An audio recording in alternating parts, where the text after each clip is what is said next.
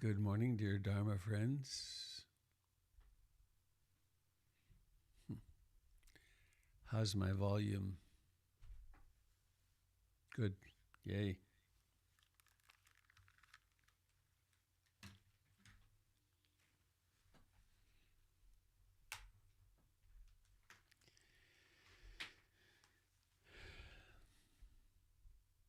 Hope.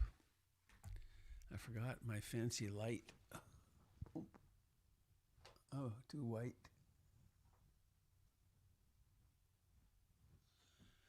There.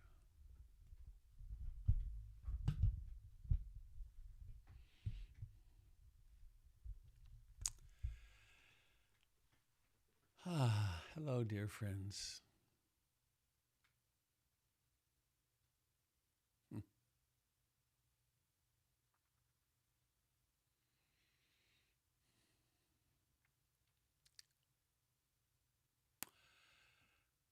In case there's anybody new aboard, this is Robert Beatty. This thinks of itself as Robert Beatty most of the time. It lives in Portland, Oregon, which is a fantasy name for a city. And this is a broadcast of the Portland Insight Meditation Community. You can find out much more about Robert Beatty and his teaching, and also PIMC and all the wonderful things that happened there at robertbeatty.com and portlandinsight.org. I'm going to share a poem with you this morning.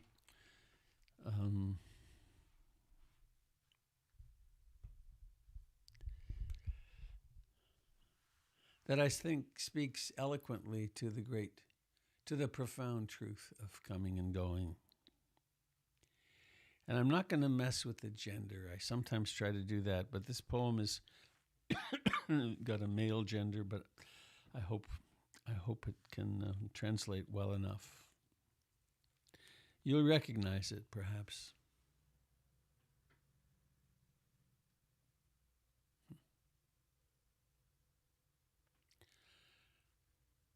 All the world's a stage,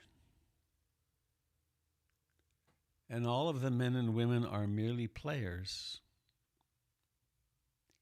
They have their exits and their entrances, and one man in his time plays many parts, his acts being 7 stages.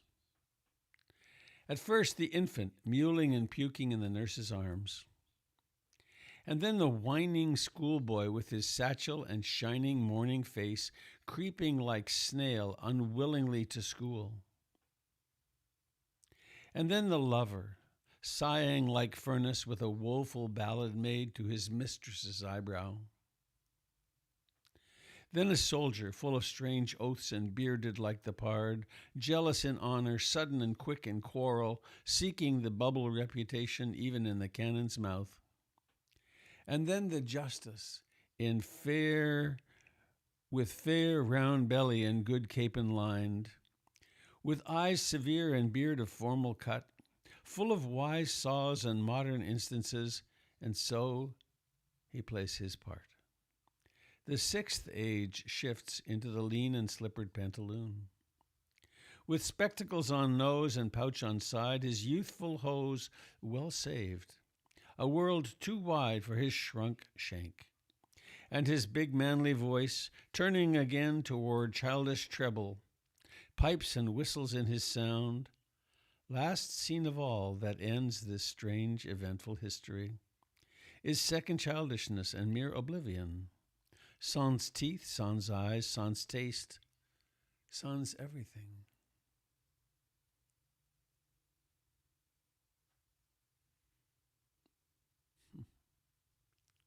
Shakespeare was a pretty wise fellow, wasn't he?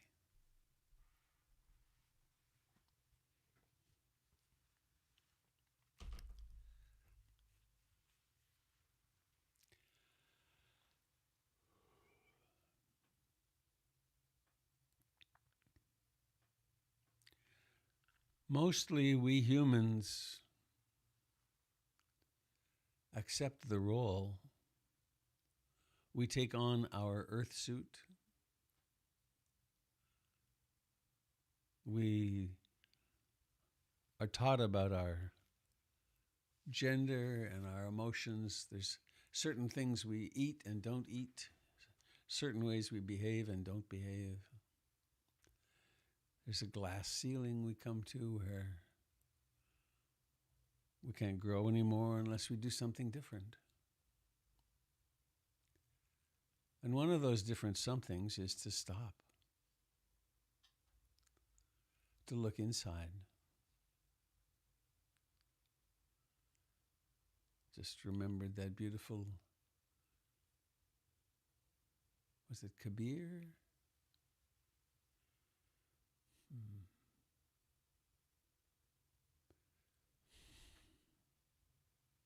The small ruby that everyone wants has fallen out in the road.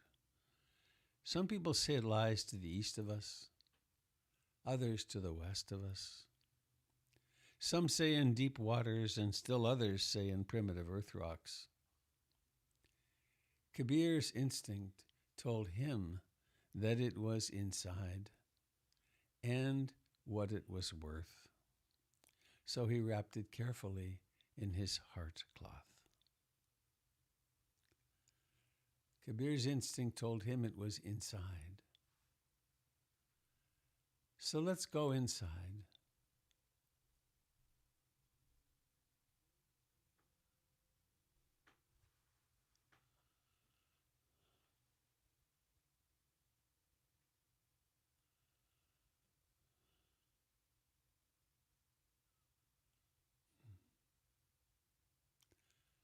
To do so,